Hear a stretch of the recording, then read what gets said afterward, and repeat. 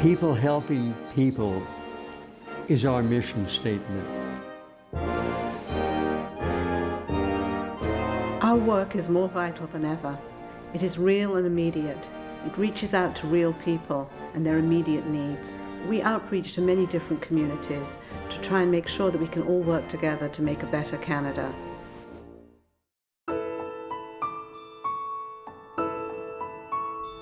B'nai Brith has been in this country since 1875.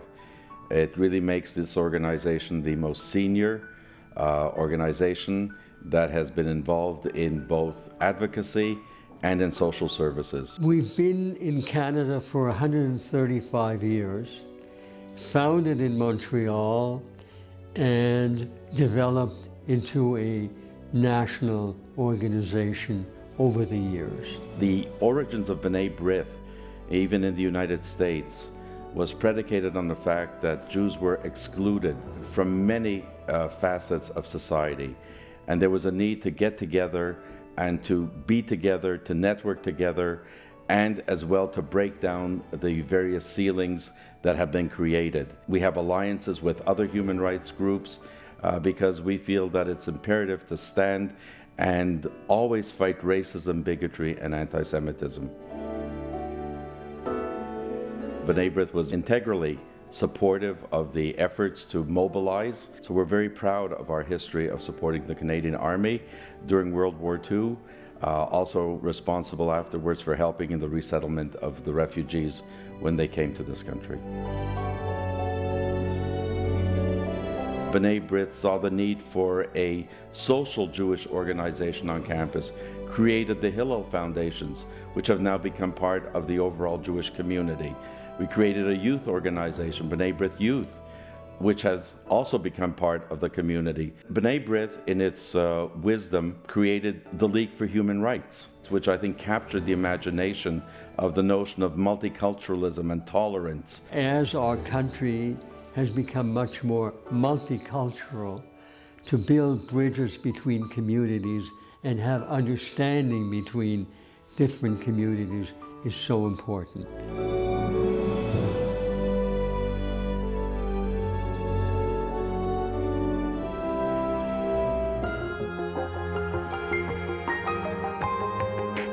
Rarely do you find an organization other than B'nai Brith that combines so many different things. They're advocates for everything from human rights to seniors to those with Alzheimer's. Affordable housing for the elderly, food baskets, Alzheimer patients, the League for Human Rights. All these things are vital to the well-being of the community. B'nai Brith back in 1975 began to establish its affordable housing program to ensure that we would be able to supply attractive, secure, and affordable housing to our seniors of the low and moderate income range from all religious and ethnic groups. There's always people that fall between the cracks. These are the people that B'nai Brith House wants to pick up. We've got facilities as far east as Montreal, a number of facilities in Toronto, and we have facilities as far west today in Vancouver, British Columbia. The quality and the lifestyle of the people is superb.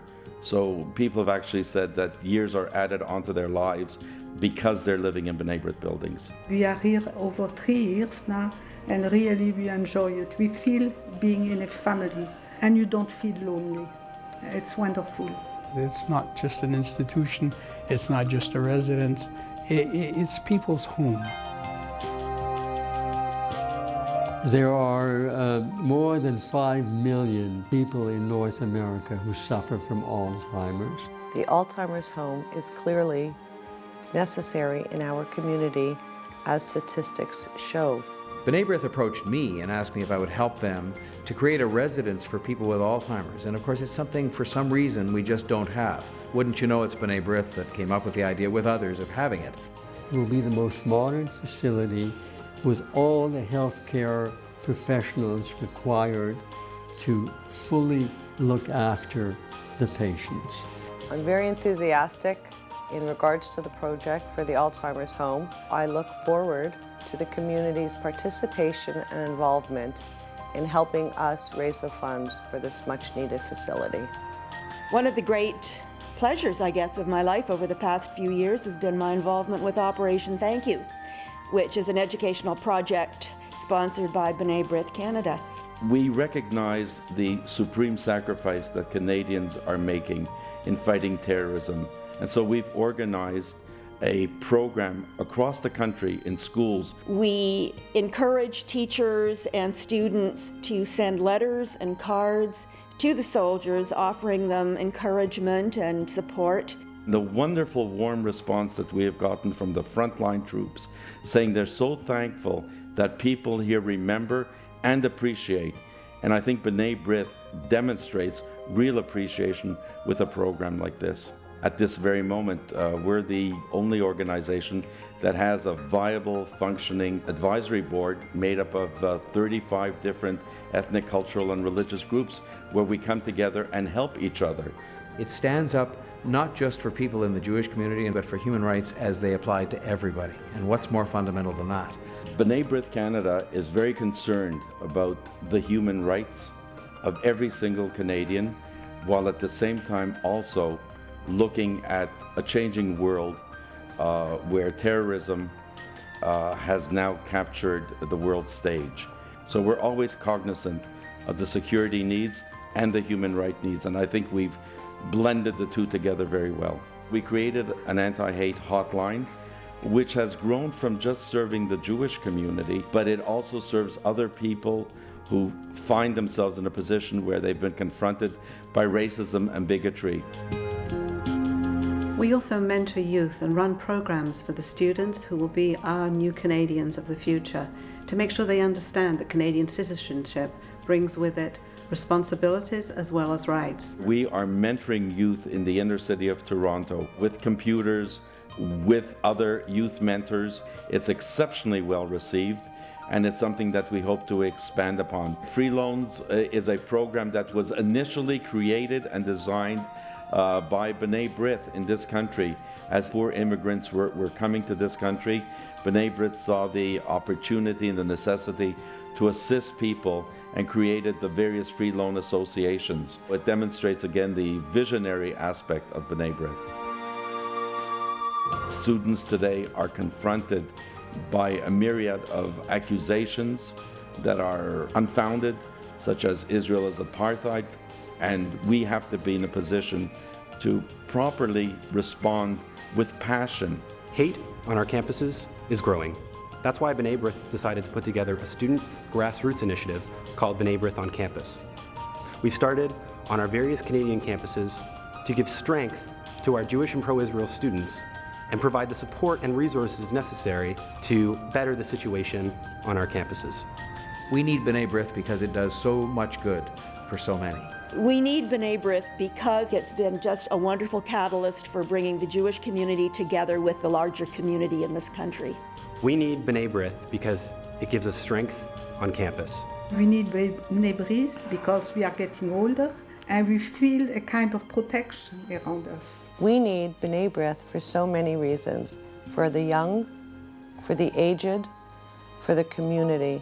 We need B'nai Brith because it's the voice of the Jewish street.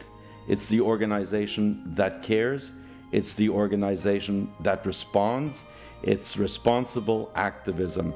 And I think that's very important in the 21st century.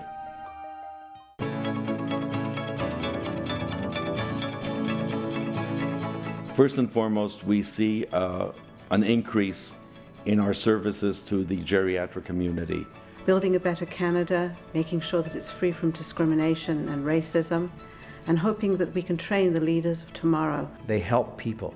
They do things to help our seniors, to help families. And organizations that advocate for those who perhaps may not have a voice and that help those who need help, those are the ones you need the most. People helping people is our mission statement. And we are going to need the next generation and the generation after that to carry on this wonderful work that we've been doing. We have an opportunity to be a beacon to the world of how communities can work together to share their experiences and to ensure that we have a safe and secure environment and future for ourselves, our children, and our grandchildren as we move to the future. Brith Canada. People helping people. Yesterday, today, and tomorrow.